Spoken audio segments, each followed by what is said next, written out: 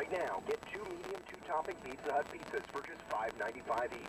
That's the deal you want on the pizza you crave, because no one out-pizzas the Hut. WWL News Time, 9:07.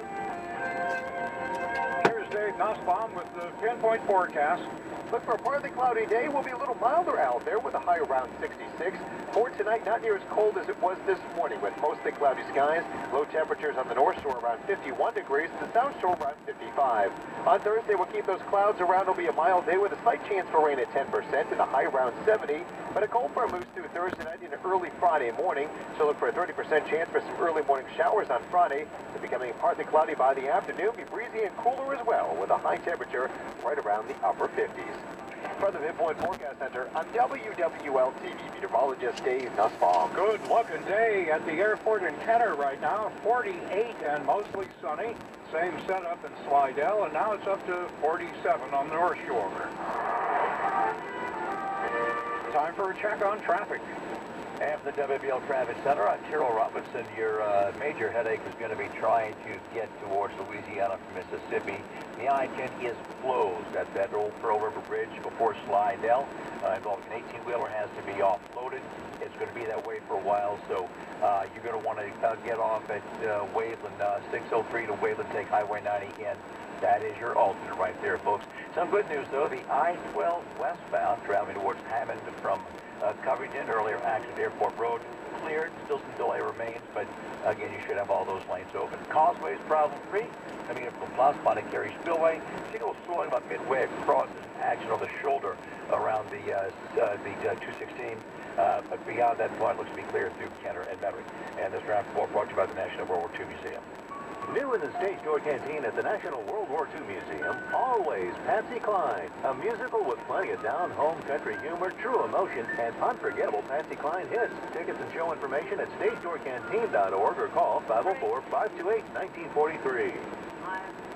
Our traffic tip code, WWL 504-260-info. I'm David Blake.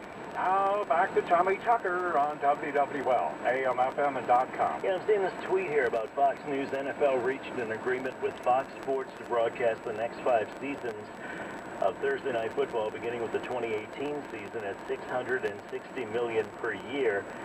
But I don't know if that excludes the NFL Network, or it's going to be simulcast.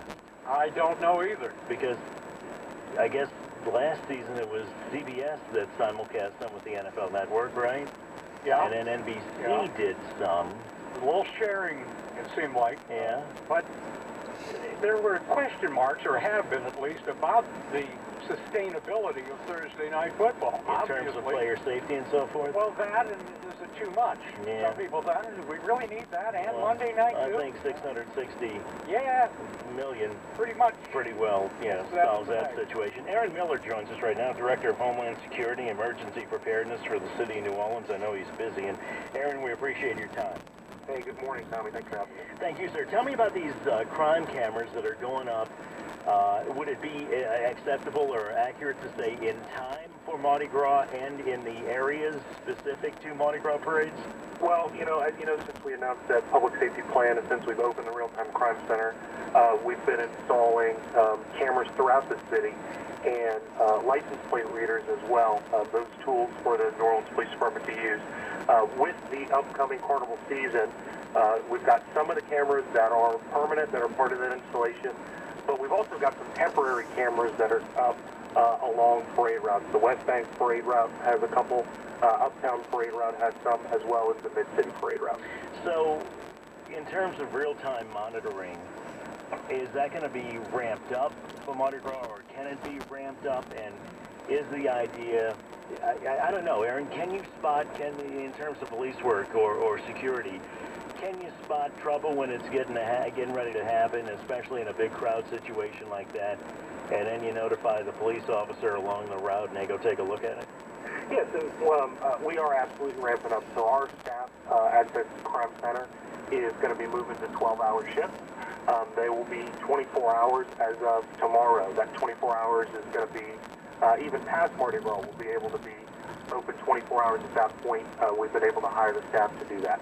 So we'll have about 5 or 6 technicians that are there for each 12-hour shift. and you know, we're going to see how that goes and flex up if we need to. But the idea is that, yes, we can not only monitor for any 911 calls that come up. Our software when a 911 call comes into the CAD system, to the computer-aided dispatch, when that call taker puts in that information, it alerts us to any of the calls that are what we call Part 1 UCR crimes. So we're looking at those violent crimes that may be posing a danger immediately to any residents or to any public safety officials. And so things like armed robbery, things like those in progress, it's going to alert. And then we do have the ability, particularly with these cameras that are up along the parade route, to look for any issues maybe with traffic congestion, look for any large crowds where we may see disturbances starting, and let the folks along the route know. In terms of the neighborhoods, do crime stats drive, or violent crime particularly, drive what neighborhoods they go up in?